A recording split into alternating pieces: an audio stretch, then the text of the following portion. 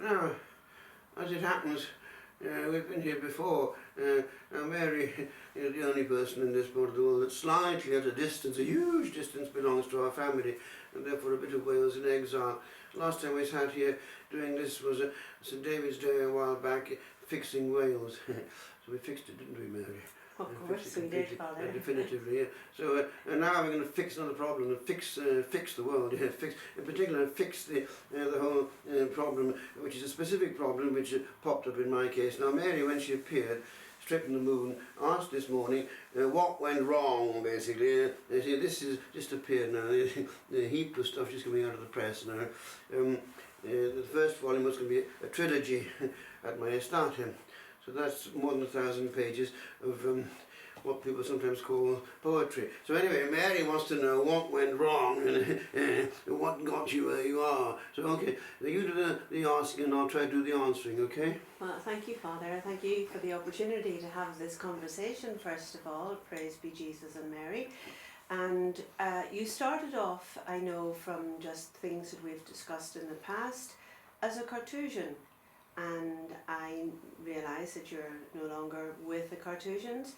So maybe would you tell me a little bit about how you came to transition from the Carthusians to Ireland, please? Yes.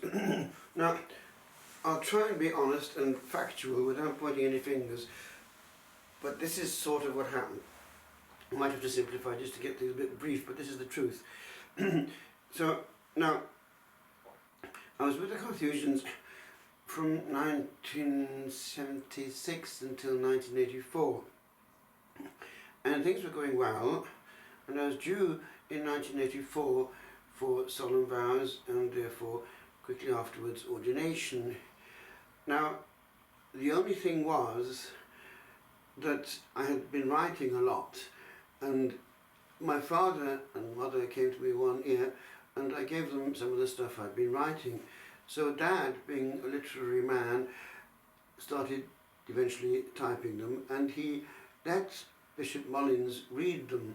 Now, he was the Welsh-speaking bishop down in our area who spoke Welsh and confirmed me, and it also made it possible for me to receive into the church under age. I was only 17 and he knew my parents, so he was on side, and he had first-class honours in Welsh as well in the University of Wales in Cardiff. So he liked it, because a lot of it was in Welsh, you see, and that was important in a Protestant land, that this is good for Wales to have some Catholic literature coming out. And so he wrote to the Prior General in the Goshawk for permission to have this published in Wales. And that's when things became already slightly uncomfortable, because the Prior General wasn't aware of all this stuff going on. He wanted to see it in translation or whatever. So he had his wish. And then it all broke loose.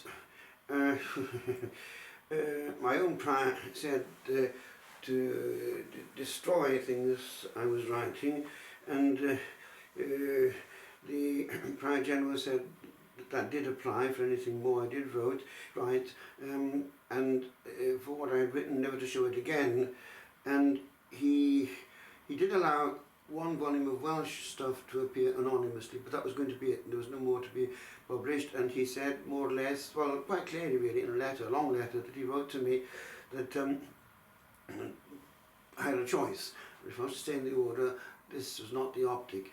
And but then, in the meantime, my own prior was making it known indirectly that he didn't want me there. So the way he did it was to make it very uncomfortable for me. He was making life very difficult, and deliberately so. And so when one feels that one is not wanted, and people were picking it up as well. In fact, Don Norbert, who still writes to me, he is now prior in another house. He'd been my former in the beginning there. He said in French, if you take the hook, the bait, then, in other words, of going along with what he's trying to do and get you out of there, he'll carry on. So he was saying, don't do anything about it. So anyway, I carried on like that for a while, but the thing was, it was becoming very uncomfortable. And in the end, I wasn't quite sure what to do. I thought, there is a way out, which I was wanting anyway. It was to go to the purely eremitic life if possible, as a recluse actually. There was a place where it was possible to come out of Leeds. But that was not going to happen. They weren't encouraging that at all. So eventually what happened was the prior did make known to me when he saw it was work, he was getting rid of me. He said, he actually said, I was hoping to get to a point where you would withdraw yourself. So it was true what he was doing. So anyway, with all that, I ended up, when my vows were expiring, I went to La Trappe, which I'd known as a young man, and he took me on board, and that was okay. I carried on. But then just when it was coming close to what was going to be my first vows after 2 years, I made a move to ask if I could talk to, again, the bishop precisely in question, if I could become a hermit. And so he let me have a chat with him, and also with the bishop of the North, Hannigan. The bishop in the South didn't want it. He didn't think there was any structure which could take that on board. The one in the North was more open, but he was hesitant. Anyway, in the long run, it didn't happen. And the thing was that then I was close to vows, and this was going to come up, this question of wanting the eremitic life. So the novice master, against the abbot's wish actually, advised my being moved to another Trappist house. The motive given would have been that it was possible to have more intellectual life. La Trappe wasn't too happy about it. In fact, the novice master had said it's completely anti-Cistercian, anti-Cistercien, so I stopped completely writing anything in La Trappe. I came over to Roscrea. Now, I should have stayed at Roscrea. I've always said that was my big mistake. Roscrea was kind. And they started me writing again straight away, and I wrote a whole book when I was at Roscrea. They were very good at Roscrea, but I was only in my early 30s at that time, and I didn't take the shock of having to talk. So I hadn't talked for 10 years, basically, and we had the sign language in Latin. Basically, this was too much of a shock to the system. They had backed down on some important things which we felt essential at La Trappe, and I didn't adapt. So at that point things went pear-shaped. What I thought might be possible would be to do something in Wales, e.g. to bring over someone. There was an important movement in France at the time which I knew about. It was the Beatitudes. They were a charismatic monastic group. They were multiplying at the rate of 2 monasteries a year, and also there was a group of us who was interested, including Welsh speakers. That was the point. There was about 6 of us who wanted it to bring them over to Wales. And I spent a while with them there, and they did actually come. They went to Carthusian under that same bishop in the south, who gave them, they got the place, and he had allowed them to have Blessed Sacrament.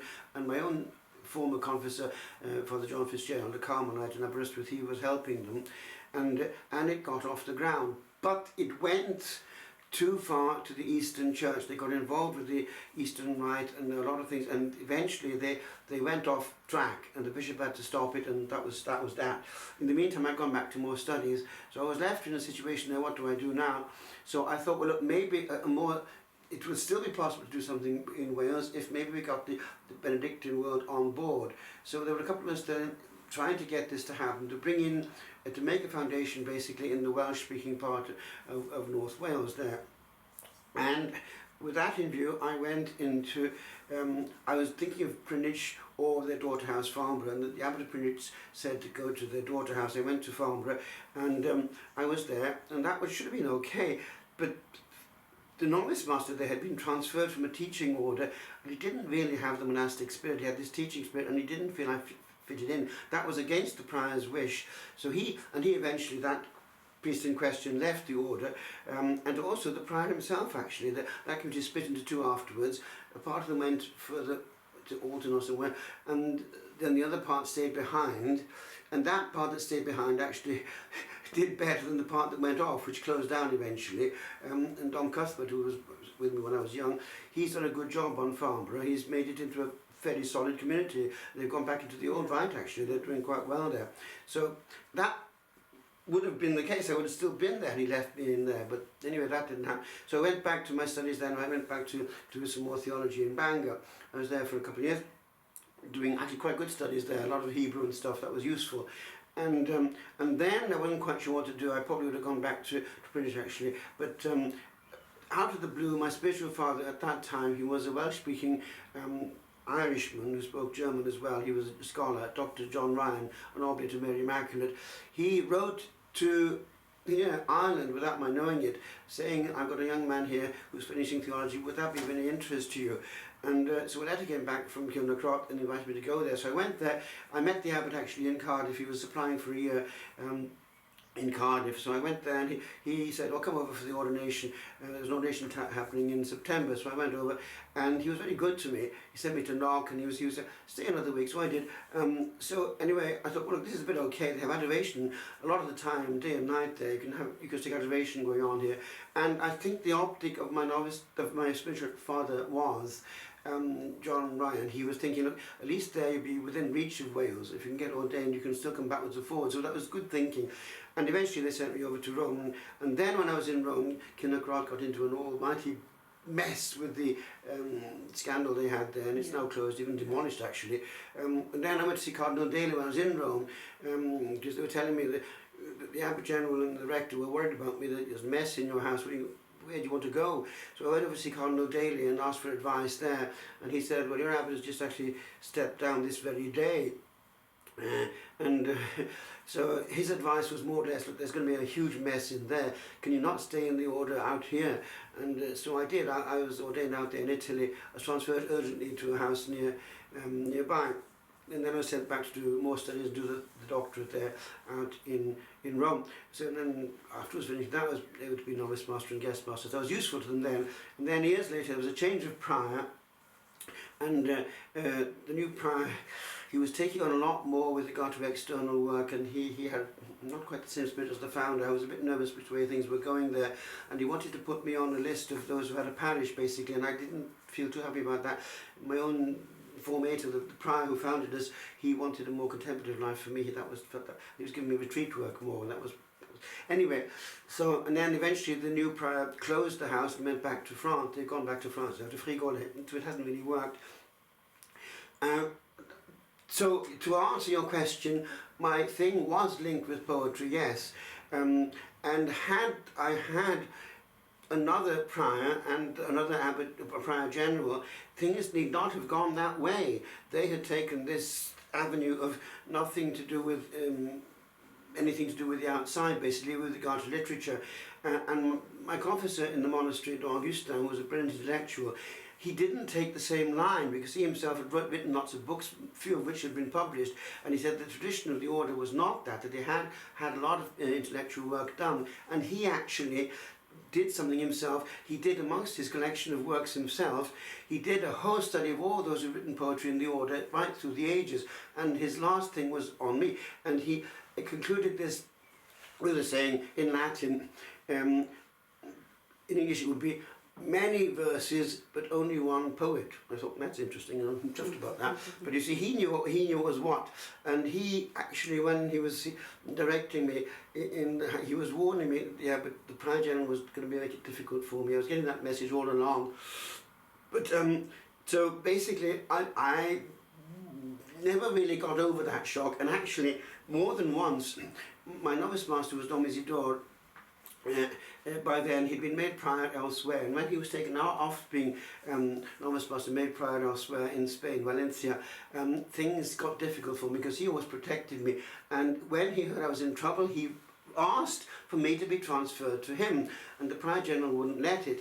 My own prior would have, and the prior general didn't ask actually my own prior, Don Marc, what his opinion was, because had he asked him at that point, my prior would have said, leave him either with Dom Isidore or with Dom Bernard in Parkminster. Both of them would have taken me. And then actually, when it came later on, much later on then, after finishing the doctorate and being ordained and all the rest of it, the itch to get back actually to the Carthusians was still there. And more than once I came again, I asked Dom Isidore, can he fix it? And not that long ago actually, he tried again to fix it, and the order always said no. By now he's dead. And Don Norbert, who's now prior in Spain, he's buried him, and we're still in contact with Don Norbert. And Don Norbert never really was happy what was going on. He felt I should have been let go. Unfortunately, for better or for worse, I was there at a time when we had a prior general he tended to make decisions like that which could be very upsetting, because he didn't even know me. He was deciding my future at a distance, consulting his own counsel, not the definitory, because a vocation outside the mother house should be sorted by the definitory, not the council of the house at the Grand Chartreuse. They have no jurisdiction. Anyway, that's what happened, for better or for worse. And it became a test case because, as it happened, a student in Austria heard about my stuff and she wanted to read it, and she wrote her doctoral thesis on it as a test case. It was the lion and the cross. The lion and the cross, and the whole question, is it or is it not this literal life compatible with a pure monastic contemplative life? And she was picking up various examples like Jeremiah Hopkins, that kind of thing, and she left it open. But it was an interesting case because all the tension actually comes out in the poetry. So there we are. Mary, in a sort of long-winded way, I've answered your question slightly, yes? Yeah, well, Father, I'm sitting here a little bit very much in awe and slightly lost for words. I mean, what comes across is the pain, your fidelity to the Carthusians and to monastic life, and also your fidelity, of course, first of all, to Jesus and our Blessed Mother, and the pain of the whole situation for a young novice who had given his commitment to the order, and also had, given that you were from Wales and that your original background was not in Catholicism, you had actually moved away. You had moved away quite a bit. I appreciate the fidelity and the love and support of your parents and your brother, but it was a very difficult situation, and I admire your fidelity.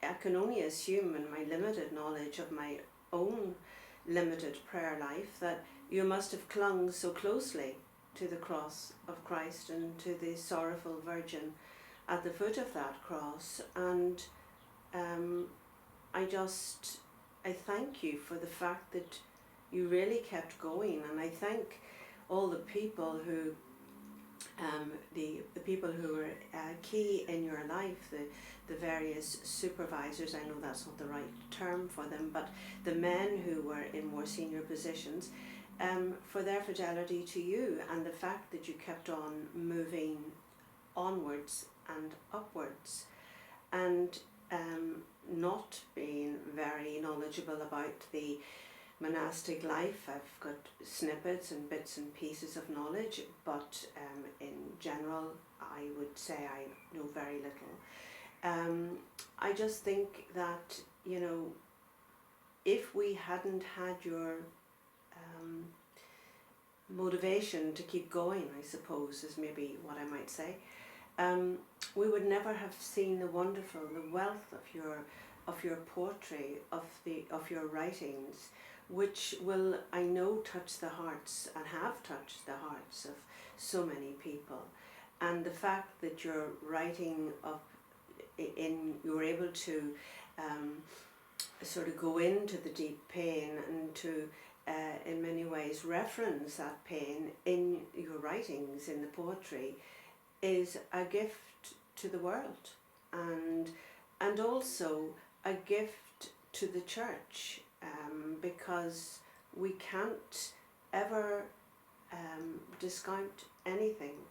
God has always his plan, and he gives each of us gifts, and he has given you very many gifts, and thank God that you've been able to at least explore some of them by God's grace. So thank you for that. Thank you. I suppose the question I didn't finish was, why did you come here after being... Yeah, that was it. There was an important bit I actually missed out there. When I was taken off being novice master by a new prior, who said to all the officers around, that left me a bit more free there. Before he put me in the parish, he was going to put me in the parish, but what am I going to do here? And I asked quickly, maybe there's a possibility actually going to the eremitic life purely, and I knew the Bishop of Meath. But the first point actually was my contact with Wales again. Maybe in Wales it's possible. So I thought maybe it would be possible with something interactive between the churches, because the Welsh background, I know that would have to be partly the question, because Wales is very Protestant. So I thought maybe with the help of the Anglican Church, it'd be set up some kind of house of prayer in the north. And so I went and had a good chat, actually, in a meal with Anthony Crockett, the Bishop of Bangor, who spoke Welsh, and he was encouraging it, because this is actually what we need. Kind of a Taizé in the north would be open and very much in the Welsh culture, and with all the Christians kind of able to pray at least on what we have in common. Silence is common, music is common, the scriptures are common, we can use the basis there. And he was giving me books, Welsh books, to be used as a basis for retreat work, e.g. the whole plethora of good literature coming out of the 1700s in Wales and so on, all these writers like Williams Patrick-Helen. It would be good to use what we have in Wales as a basis for spiritual work on the board, which is common to us all. So anyway, and this is more important, he had the infrastructure, because they have all the old churches going back. See, the structure's still there. They have the old churches which go back to the saints who founded them geographically, and big ones, sometimes a big presbyteries next to them. Therefore you've got a structure which he could use, and he was willing to go along. He wanted that to happen, he was encouraging it, and he happened to be a friend of the Catholic Bishop Edwin Regan, who had been our chaplain down in Cardiff. He made bishop in Wrexham by then, and he sort of spoke Welsh, not very well, but he did speak it. And anyway, and they were chums. They'd walked all the way to Santiago, the two of them together. And so anyway, Bishop, I had a good chat with Bishop Regan as well. That's okay, yeah, we're going to be good. So anyway, but Bishop Crockett got cancer at the age of 60, and 61 he was over there with the Lord, dead and buried, you see. And I said, oh, what do we do with this now? So, so I could see then, I tried to see, can this carry on now, Bishop Regan? And not a bit of it, he kind of, he stopped it just like that straight away. So, okay, he did, because his reason was he didn't have any infrastructure, but the successor, Andy John, the Bishop of Bangor, who speaks Welsh as well, he would have taken it on board. Anyway, that's another question. So anyway, where do I go from here? I thought, well, I'll just write to the Bishop of Meath, he might have some idea. And I wrote to Bishop Smith, and a letter came back by return of post. He was interested, so he wanted to see me. And so anyway, eventually I came to see him.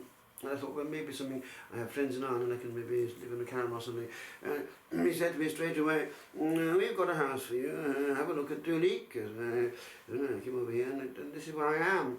And so it's actually an old monastery, because outside that that was found 450 AD already. St Patrick had placed and ordained here St Keenan, the local saint. And so, and the roots are still there, and you can see the monastic structure, a bit of it is not the earliest part, but what is there is pretty old. And so there it is, you see, and this inside you can see up to the front gate would have been the monastery, because the road goes round the enclosure, you can see from the it goes round. So this is in the holy ground already. So that's where I am. The other thing was that the new bishop, when he came to see me, or not long after he was made bishop here, Bishop Tom, he didn't say much, but he thought, well, this is not really what is suitable for a hermit. It's right next to the main road, and you've got people coming and going. You hear travellers, he's travelling, they keep on coming and knocking at the door, and he didn't like this. So anyway, he called me in, you see, and he thought, well, look, maybe something more monastic, more secluded would be suitable for you. So he put the land on sale, that land which is the protection I have out there, and he wanted me to move to somewhere quieter. But the sale fell through, and it's never happened, and I'm still here, and he's kind of backed down on that one. But in the process, because he had more or less requested that I move to a quieter place, at the same time, a request had come from Wales, it was Father Gildas. He was a Premonstratensian, he speaks Welsh, he's a convert, he was a Baptist like myself, he speaks Welsh, he's from Anglesey, so he's now a Premonstratensian in London.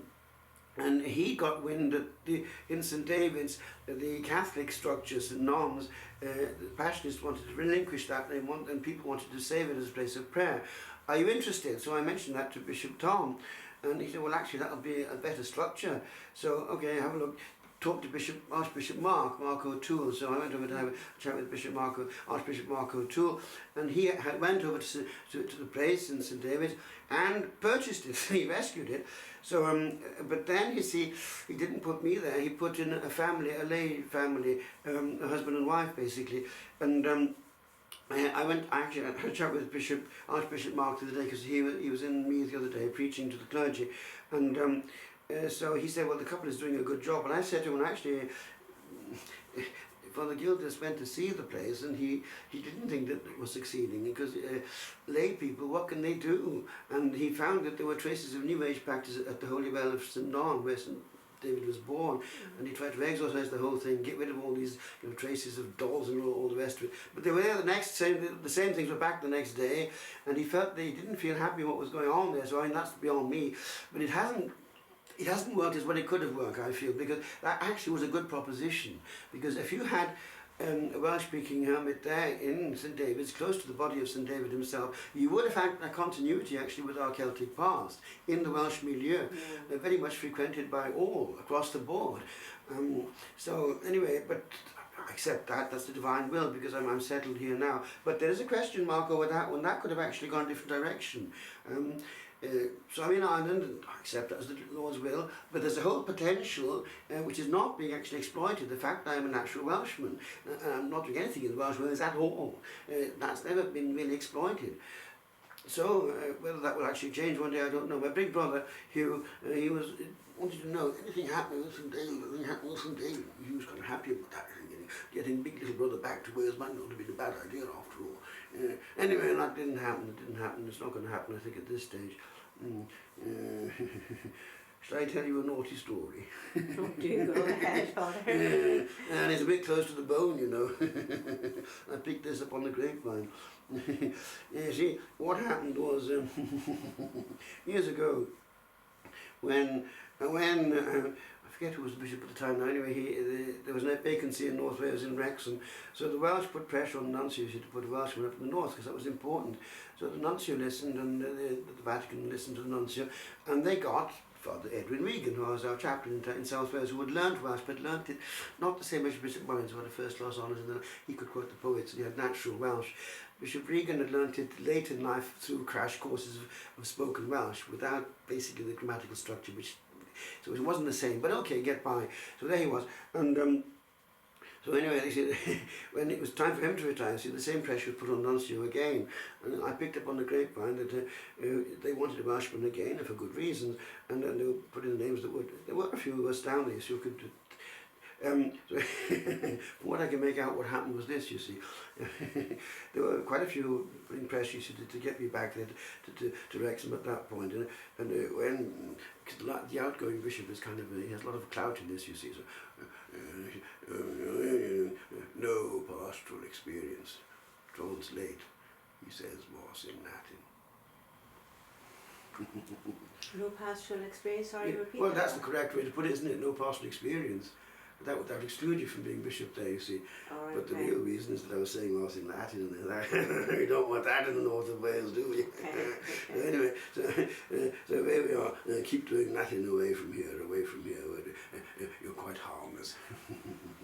Yes. Well, would you like to tell us a little bit about your beautiful Yeah, no, this is volume one. publication? This is volume one of the trilogy, because the printing press in publishers in London, the Empire Press, they were saying this has to be split up, because I thought of one big volume eventually get over 1,000 pages. No, that's not the way to do it. It has to be split up into digestible portions, otherwise people don't want it.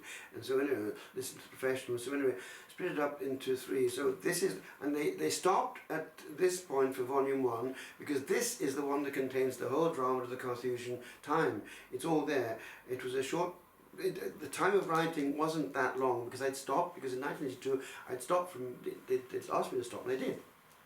So there's a pause there of 2 years between there when I had to come out. So anyway, that's that period there, all the tension is there. And the other 2 volumes carry on, up to the present time basically. So that's that period there. And so the next one, eventually, they're working on it already, but they're illustrating it. They wanted it illustrated. They're doing their own designs and pictures in there, so they're quite good. So that's that period there.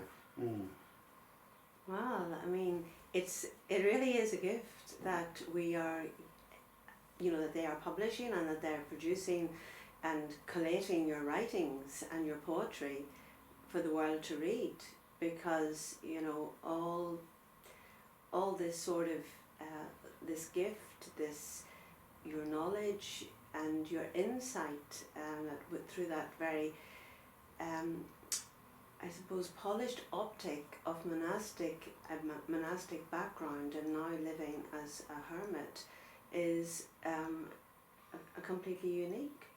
It's not something, I'm sure, that has been ever seen before. Aspects of it, yes, with some of the other beautiful spiritual writers who, who were based and lived in monasteries, but it's not ever going to be the same. None of us are ever the same because we're all unique individuals, and therefore no one can ever replace anybody.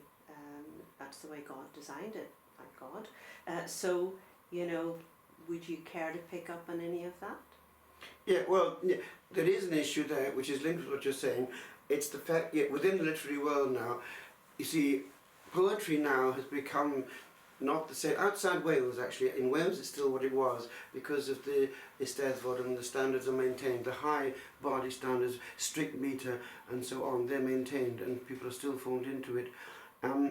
But outside Wales it's gone a different way. It's vers libre, it's blank verse and all the rest of it, and sometimes very explicit, graphic and even vulgar. So that's what's happened. If you want to sell, that's the way you've got to go. So in Wales it's not the case. So what you've got, in my case, I've been criticised for that, especially in the English language, this archaic language, what you've out there. Well, it has its defence. Poetic language, as in the ancient Greeks, is different from prose. As in Shakespeare, so also in French, high literature has poetry in a different scheme with strict rhymes and all that goes with it. If you keep that and a diction to match it, you're in a different plane. So whatever you say about the archaic thing, it works. It puts you in a different plane, different realm, a different ethos, and that carries. And that probably in the long term will actually be a safeguard because you come at it with the same, if you like, awesomeness as you come into something sacred. As the Latin language is a sacred language, so a diction which is worthy of something different carries its own weight. And therefore, a thing of beauty, as Keats said, is a joy forever. Beauty is truth, truth beauty. That is all ye know on earth and all ye need to know. Mary, we fixed it. Thank you. Bravo. Thank you so much for your time, Father David, and just for allowing me to listen into that very intimate part of your life. It's been such a grace and a great, great privilege. Thank you. Thank you, Mary. God bless you, Mary. Yeah.